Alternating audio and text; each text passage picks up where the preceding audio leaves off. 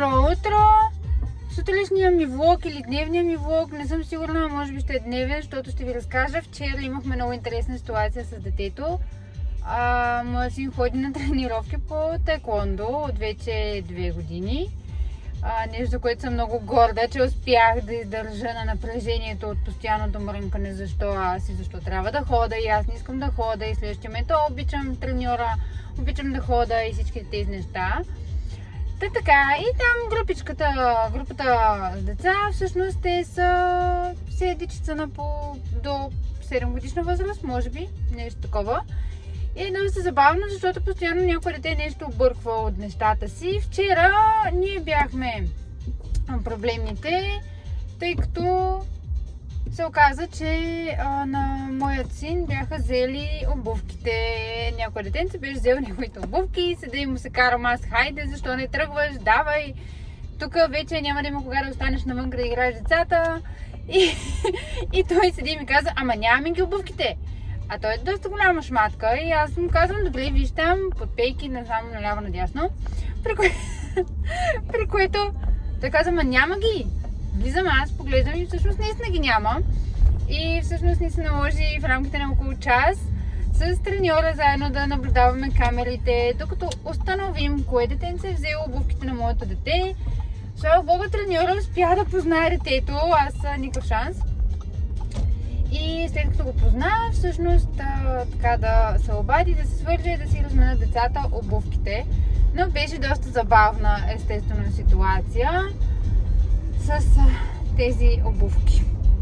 И сега се замислих, естествено, получавам си аз моите факсове, защото съм такъв човек, относно това, което казах за детето, за обувките, за това, че е шматка и всъщност моята сутрин днес не е по-различна, защото бързаме. Естествено, много се успахме. Аз страдам от главоболие в последните 2 седмици, което също ще разкажа след малко.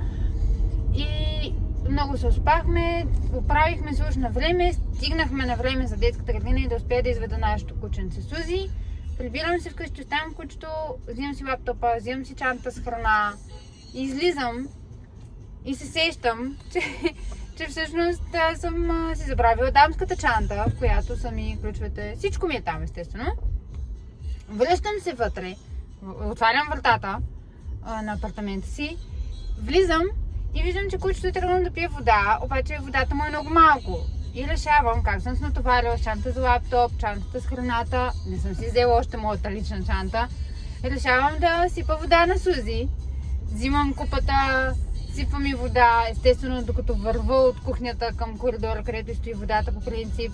Разливам водата върху паркета, оставям водата, казвам си, защо трябва да ми е лесно, като може да ми е трудно. Взимам парцал и всички тези неща и излизам отново от апартамента и се сещам, че аз всъщност отидох и върнах се, за да мога да си взема дамската чанта.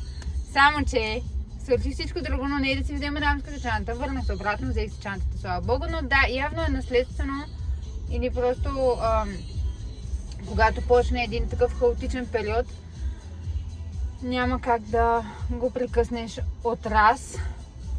Особено, както споделих по-рано, страдам от главоболие последните 2 седмици. Първо си мислех, че е за бобол, тъй като съм с брекети, вадиха ми зъб миналата седмица и бях такава, не мога. Много ме боли. После обаче се оказа, че чисто женски причини също може да са фактор за главоболието ми.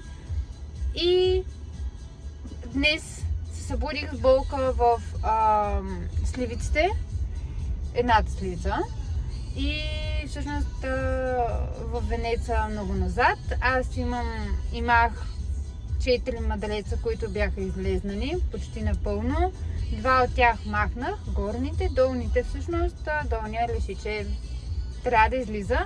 И отново една мъдра мисъл се роди в мен, която е всяко нещо си има причина и трябва да му дадеш време, за да разбереш защо се случва.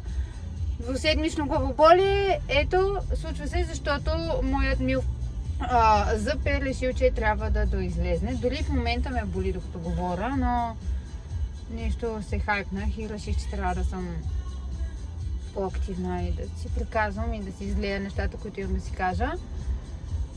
И да, всъщност зъбчето реши, че трябва да ме боли.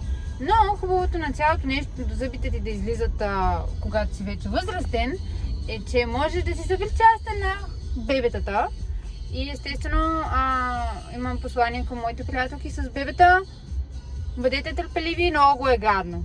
Може да не си спомняте, не знам дали си спомняте, но е много гадно да ти излиза зъб. Така че бебетата правят всичко по силите си, но то е много гадно. И да, сега ще си го карам на болко успокоителни, болко успокояващи, на хапчета ще го карам доста дълго време. Докато реши да ми размине това нещо, надявам се да не се възпали сливицата ми, защото не ми се иска да занимавам с такива неща.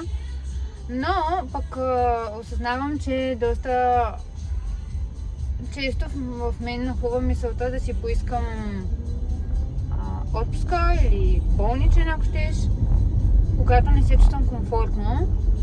И усещам как това влияе супер много на себеоценката ми относно работата ми, а най-вероятно и на реалното ми представяне, все още не знам. И да, наистина е важно човек да се слуша себе си и да знае кога му трябва почивка, защото пък ако не си напълнил своята чашка, няма как да пълниш чуждите, било то и чисто работно. Така че да, взимайте си почивка по-често. Натоварих се сега аз от колата с целия си багаж. И тръгвам да се заключвам колата и се сещам, вчера ми даде грешка, че не може да се заключи. Някакъв проблем има. Говорих там, поисках съвет и съветът беше отвори всичките врати. Което естествено звучи малко като виц, защото отвори всичките врати. Но всъщност аз отворих и затворих всичките врати и се оказа, че се сетих как преди 2 дена, 3 може би, моят мил син беше решил, че трябва да хаква системата на ChildLock и да се опита да излезне през вратата доста упорито. Явно докато е лечкал отвътре дръжката, нещо е запецнало, защото наистина отворих и затворих всичките врати, нещо изтрака и грешката се оправи. Да. Чудно. Поне един стрес по-малко и бързичко се оправиха нещата. Правим си закуската, преглеждаме си задачите за деня, записваме ги.